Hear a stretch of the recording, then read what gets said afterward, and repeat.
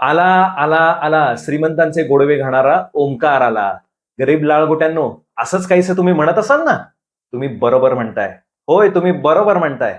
जोपर्यंत गरीब लाळगोट्यांनो समृद्ध अशा महाराष्ट्रात तुम्ही गरिबीचं उदात्तीकरण करत राहाल, तोपर्यंत तुमची ही गरिबी नसून हा तद्दन भिकारीपणा आहे, हे मी सिद्ध करत राहणार. होय, हे समृद्ध महाराष्ट्रात तुमचा हा असला फालतूपणा अजिबात चालणार नाही. मराठी बिग बॉस सीझन 6 येतोय तेव्हापासून बघतोय की विविध जे काही मोटिवेशनल प्लॅटफॉर्म्स आहेत त्या प्लॅटफॉर्मवर हे आपलं रडगाणं मांडायला काही जे सो कॉल्ड काय म्हणतात reel star influencer reel star पण नाही, सो कॉल्ड इन्फ्लुएन्सर म्हणलं जातं त्यांना, हे येत आहेत आणि आपलं रडगाणं मांडतायत, आभाळ हे पळतायत. काय सांगायचं, काय सांगायचं तुम्हाला. आमचं घर होतं, कॉलम होते पण छप्पर नव्हतं, छप्पर होते पण कॉलम नव्हते. आई गरीबावर आपल्या बाळावर प्रेम येईल, प्रेम जडल म्हणून दूध व्हायची हो. काय सांगू तुम्हाला.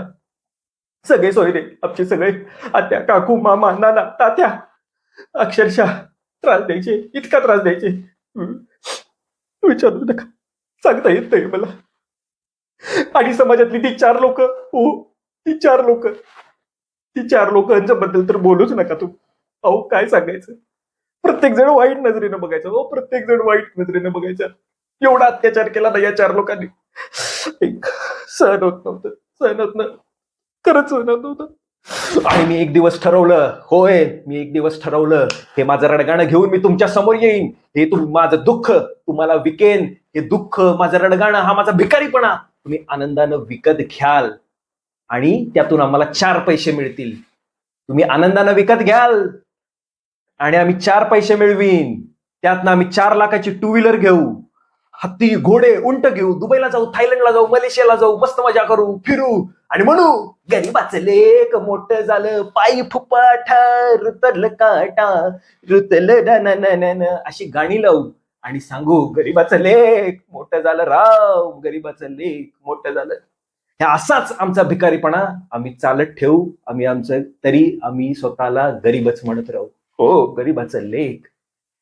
अशा विविध स्टोऱ्या बनवू, परत आम्ही तुम्हाला मूर्ख बनवू आणि बिग बॉस साठी लाळघोटेपणा करू. हो, बिग बॉस साठी लाळघोटेपणा करू. मित्रांनो, हे असेच करत चाललेले आहेत, परंतु या सगळं गरीब लाळघोट्यांना एक सांगायचं आहे, बिग बॉसने एक नवीन स्कीम चालू केली आहे तुमच्यासाठी आणि याचं श्रेय जातं ते 2 व्यक्तींना. त्या 2 व्यक्ती कोण आहेत माहित आहे? एक गरिबांचा गोठ आणि दुसरं मनातल्या मनात लग्न करणारे मोठे व्यक्ती. हो, या 2 व्यक्तींना हे श्रेय जातं. या व्यक्ती कोण हे तुम्हाला माहित नसतील तर तुम्ही महाराष्ट्राच्या समृद्ध अशा भूमीमध्ये जन्म घेऊन चूकच केली आहे. हो, तुम्ही चूकच केली आहे. मित्रांनो, ही जी काही स्कीम काढलेली आहे, ज्याला आर्थिक आरक्षण म्हणलं जातं बिग बॉसमध्ये, ही स्कीम कशी आहे, काय आहे, या संदर्भात हे व्हिडिओ आहे. मित्रांनो, व्हिडिओ संपूर्ण बघा. महत्वाचं म्हणजे आपली विवेक बुद्धी जी आहे ती जागृत ठेवा आणि चांगल्या भाषेमध्ये तुम्ही कमेंट बॉक्समध्ये कमेंट मांडा. नक्कीच स्वागत आहे. तुम्हाला शिव्या घालायच्या असतील तर तुम्ही नक्कीच शिव्या घालू शकता, परंतु तुमचा भिकारीपणा आम्ही उघड केल्याशिवाय थांबणार नाही. मित्रांनो, पूर्वी बिग बॉस मध्ये वेगवेगळ्या क्षेत्रातून लोक यायचे, म्हणजे आता सुद्धा येतातच, परंतु त्यावेळी गोष्ट जरा थोडी वेगळी होती. वेगवेगळ्या क्षेत्रातून ही आलेली लोक आपल्या स्किल्सवर, आपल्या अनुभवांवर चर्चा करायचे, त्याच्यावर वाद घालायचे, लोकांना एंटरटेनमेंट करायचे आणि महत्वाचं म्हणजे टास्क मध्ये हिरिरीनं सहभाग घ्यायचे, आपलं डोकं लावायचे. तिथं उठसूट बसून आमचं कसं वाईट दिवस होते, आमचे कसे आशे दिवस होते आणि स्वतःचं रडगाणं मांडत नसायचे. मांडायचे, पण त्याला एक थोडी कमी व्हॅल्यू होती. परंतु आता जर बघितलं तर ह्यामध्ये फक्त आणि फक्त तेच दिसतंय, गरिबी. नाही नको, तसं म्हणायला नको आपण आता लगेच या स्टेजला. हे आपली पार्श्वभूमी, आर्थिक पार्श्वभूमी कशी होती वगैरे ते सांगायचा प्रयत्न करायची ती लोक, असं आपण म्हणूया. हे सगळं बघता बिग बॉसने ठरवलं की येणाऱ्या बिग बॉसमध्ये आपण आर्थिक आरक्षण ठेवू, म्हणजे जेणेकरून विनाकारण वादच होणार नाही. त्यामुळं त्यांनी 3 कॅटेगरी या आरक्षणासाठी जाहीर केलेल्या आहेत. पहिली कॅटेगरी आहे श्रीमंत लोक, दुसरी कॅटेगरी आहे सर्वसामान्य लोक आणि तिसरी कॅटेगरी आहे म्हणजे गरीब लोक. आता श्रीमंत लोक म्हणजे कोण हो? ज्यांच्याकडे मोकार पैसा असतो, जे 24 तासामधले 26 तास झोपलेलेच असतात. त्यांना काय आहे, त्यांनी काम करायला माणसं ठेवलेली असतात, सगळं असतात. नाही, हा बरोबर, हे असे श्रीमंत लोक, बरोबर. आणखीन एक श्रीमंत लोक म्हणजे कसे माहितीये का, म्हणजे आपण बिग बॉसच्या दृष्टीने बघूया, म्हणजे या लोकांच्या भूमिकेतून बघू आपण. श्रीमंत म्हणजे पैसे असं नसतं फक्त. तर आपण जर मुलींच्या बाबतीत बघितलं तर ज्या तोकडे कपडे घालतात, किंवा ज्या जरा थोडं स्टायलिश वागतात, वेस्टर्नाइज वागतात, तर यांच्या दृष्टीनं त्या श्रीमंत असतात आणि त्या वाईट असतात. त्याचबरोबर मुलांच्याकडे बघू तर जे मुलं जिम करतात, त्यानंतर डोले शोले दाखवतात किंवा जरा थोडंफार इंग्लिश बोलतात, त्यांच्या दृष्टीनं ही श्रीमंत लोक असतात. आणि ह्यांच्यासाठी मार्ग सोपा असतो. काय नाही, ते श्रीमंत आहेत ना, ते येतात बिग बॉसला, म्हणतात हे बिग बॉस, हे घे पैसे, आम्ही शो मध्ये एंट्री करणार, भलेही आमचं काही नसेल, आम्ही 24 तासातले 26 तास झोपत असू, परंतु आम्ही एंट्री करणार. आणि अशा प्रकारे हे श्रीमंत लोक या बिग बॉसमध्ये येत असतात. बिग बॉसला पण पैसे कमवायचे आहेत, त्यामुळे तो श्रीमंतांना घेणारच ना. हो, श्रीमंतांना तो घेणारच. त्यामुळं त्यांचा कोटा जरा थोडाफार जास्त असू शकतो. ह्याच्यानंतर जे येतात ते सर्वसामान्य व्यक्ती, आपल्यासारखे हो, सर्वसामान्य व्यक्ती, ना धड का ना घाट का. हो, असेच असतात ते. त्यांना श्रीमंती ही झेपवत नाही, गरिबी ही सोसवत नाही. हे असेच मध्ये मर मर मर मर मरतात. त्यांना चवीपुरतं वापरलं जातं, फोडणीपुरतं वापरलं जातं आणि सोडून दिलं जातं. त्यांच्याकडे कोणाचं काही लक्ष नसतं, काय नसतं. खरे एंटरटेनिंग तेच असतात, खरं गेम प्लॅन करणारे तेच असतात, परंतु यांच्याकडे कोण दुर्लक्षच केलं जातो. कारण कसं आहे, बिग बॉसला जे पाहिजे ते यातून मिळत नाही सर्वसामान्य व्यक्तींच्या लोकांना. आता 2 कॅटेगरी झाल्या. यानंतरची जी पुढची कॅटेगरी आहे, जी बिग बॉसच्या दृष्टीनं खूप महत्वाची आहे. लक्षात घ्या, बिग बॉसच्या दृष्टीनं खूप महत्वाची आहे. मी असं का म्हणतोय हे तुम्ही समजून घ्यायला पाहिजे. ती कॅटेगरी म्हणजे गरीब. मित्रांनो, बिग बॉसला ऍक्च्युअली तिथं भिकारीच म्हणायचं असेल कदाचित, असं मला वाटतं, परंतु गरीब म्हणलेलं बरं, कारण ग्लोबल शो आहे आणि असं आहे. आणि ह्यामध्ये जे काही मास पब्लिक आहे ना, या शोकडे अट्रॅक्ट करायचं आहे, या शोकडे अट्रॅक्ट करायचं आहे. त्यामुळं यामध्ये त्यांना स्थान हे असणारच. आतापर्यंतच्या सीझन मध्ये जे झालेलं आहे ते त्यांनी अट्रॅक्ट या लोकांना केलेलं आहे, मास पब्लिक जमा केलेला आहे आणि ते या शो मध्ये वापरत आहेत. नक्कीच स्ट्रॅटेजी एक शो म्हणून, एक गेम म्हणून बिग बॉसची नक्कीच चांगली. आता यामध्ये होणार कसं असतं की गरीबाचं लेक, गरीबाची लेकरं 2-4 आणली जाणार. यामध्ये त्यांचं रडगाणं हे दाखवलं जाणार, भलेही ते नसतील ते त्यांना यामध्ये आणलं जाणार. आणि यांच्यासाठी जो कोटा आहे तो कदाचित सर्वसामान्यपेक्षा, श्रीमंतांपेक्षा हा नक्कीच जास्त असणार. त्यामधून एक ते मसीहा निर्माण करणार, नाही गोट तयार करणार आणि आपल्या माथी मारू शकतात. येणाऱ्या या बिग बॉस मध्ये गरिबीचं हे विक्टिम कार्ड चालवू द्यायचं नाही. होय, चालवू द्यायचं नाही हे विक्टिम कार्ड. त्यामुळे BB Marathi, Bigg Boss Marathi, Colors Marathi यांचे जे काही सोशल मीडिया अकाउंट्स असतील यांच्यावर जाऊन कमेंट करा, #नो विक्टिम कार्ड. होय, no victim card, #no victim card. मी सुद्धा सुरुवात करतोय, तुम्ही सुद्धा सुरुवात करा.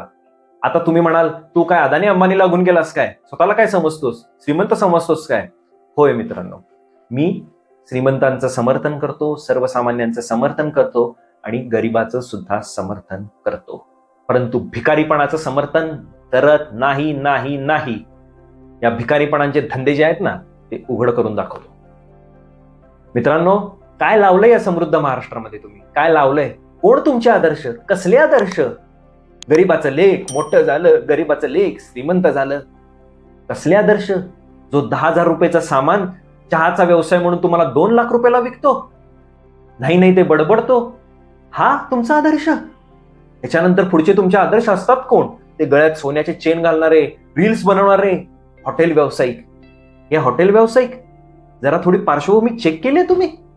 बघा जरा, तुम्ही नावं सर्च करा, साधं गुगलवर सुद्धा सर्च करा, किमान एक गुन्हा तर तुम्हाला सापडेल.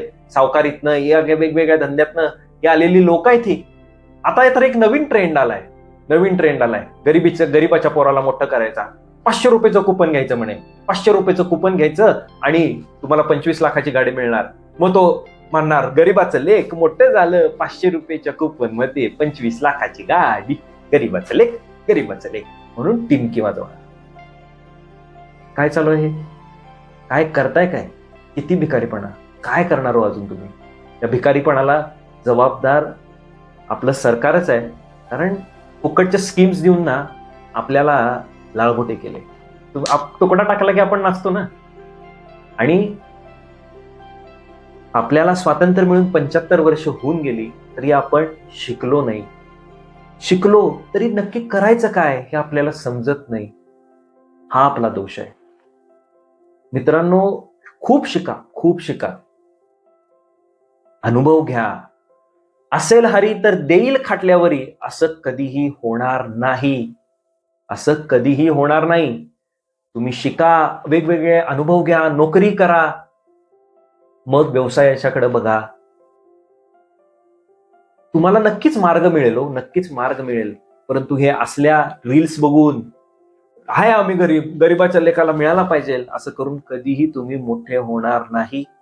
आत्ताच्या काळामध्ये पैसा मिळवणं ही खूप मोठी गोष्ट आहे आणि मिळवणं खरंच गरजेचं आहे. त्याच्याशिवाय काहीही चालत नाही. कोणीही तुम्हाला हातात आणून देणार नाही, बाबा तू गरीब आहेस, तू कर म्हणून. तुमचं घर 1-2-4 दिवस चालेल, पण तुम्ही लॉंग टर्मचा विचार करा. या असल्या फालतू रील स्टार्स यांच्या बळी पडू नका. व्यवसाय केलं तरच गरीबाचं लेख डायरेक्ट श्रीमंत होतं वगैरे असं काही होत नाही मित्रांनो, काही होत नाही. तुम्ही गरीब असाल तर सर्वसामान्य व्हा, सर्वसामान्य असेल तर श्रीमंत व्हा. स्टेप बाय स्टेप जावा. काही गडबड नाही, काही गडबड नाही. तुम्ही भलेही 60व्या वर्षी गाडी घ्या, भलेही 60व्या वर्षी घर घ्या, परंतु या असल्या भूलथापांना बळी पडू नका. आणि लक्षात घ्या मित्रांनो, जो तुम्ही आता सध्या जे म्हणताय ना आम्ही गरीब, आम्ही गरीब, मित्रांनो जो खरा गरीब असतो ना तो कधीच म्हणत नाही मी गरीब आहे म्हणून. का म्हणत नाही माहितीये का? कारण लोक त्याला भिकारी समजतील म्हणून. आणि आपल्याला समाज दूर करेल, आपल्याला वाईट टाकेल ही त्याला भीती असते. त्यामुळे तो ओके ओके काय म्हणत असतो, मी गरीब आहे, गरीब आहे असं कधीही म्हणत नाही. जे काही चालू आहे मी ते समाधानी चालू आहे, व्यवस्थित चालू आहे असं तो म्हणत असतो. तो आपले कष्ट आहेत ते करत असतो, सर्वसामान्य बनतो, श्रीमंत बनतो. परंतु मी गरीब असं म्हणत नाही. तुम्ही जे म्हणत आहात ना मी गरीब, त्याला भिकारीपणा असंच म्हणतात. मला व्हिडिओ थांबवाविषयी वाटत नाहीये, कारण माझ्या व्हिडिओच्या कमेंट्स बघितल्या ना की समृद्ध महाराष्ट्रात, सुसंस्कृत महाराष्ट्रात ही असली पैदास जमा झालेली आहे, त्याचं मला वाईट वाटतं. त्यामुळं शिका, अभ्यास करा, नोकरी करा, व्यवसाय करा, मोठं व्हा. तुम्ही बिग बॉस नक्कीच बघा. मी म्हणतो एक एंटरटेनमेंट शो म्हणून नक्कीच बघा. यातून काही तुम्हाला लार्जर दॅन लाईफ मिळेल किंवा तुमचं आयुष्य समृद्ध होईल वगैरे असं काही होणार नाहीये. एक मजा म्हणूनच बघा कुठल्याही रियालिटी शोजना. आणि जे काही असेल तुमचं मत, ती तुमची विवेक बुद्धी जी आहे ना, थोडी अक्कल जी आहे ना, ती वापरून कमेंट बॉक्समध्ये तुम्ही कमेंट जरूर करा. बिग बॉसचे रिव्ह्यू मी दरवेळी करीन वगैरे असं काही नाही, कारण व्हिडिओ बनवणं हा काही माझा मेन धंदा नाहीये किंवा हेच माझं काम आहे असं काही नाहीये. मी मला जमेल तशा व्हिडिओ बनवतो. तर त्यामुळं मी सुद्धा बिग बॉस संदर्भात ज्या काही आहे ते जमेल तशा व्हिडिओ बनवीन. आवडल्या तर तुम्ही नक्कीच शेअर करा किंवा तुमचं जे काही मत असेल, माझ्यात काही सुधारणा करायची असेल ती सुद्धा तुम्ही सांगू शकता. तोपर्यंत धन्यवाद.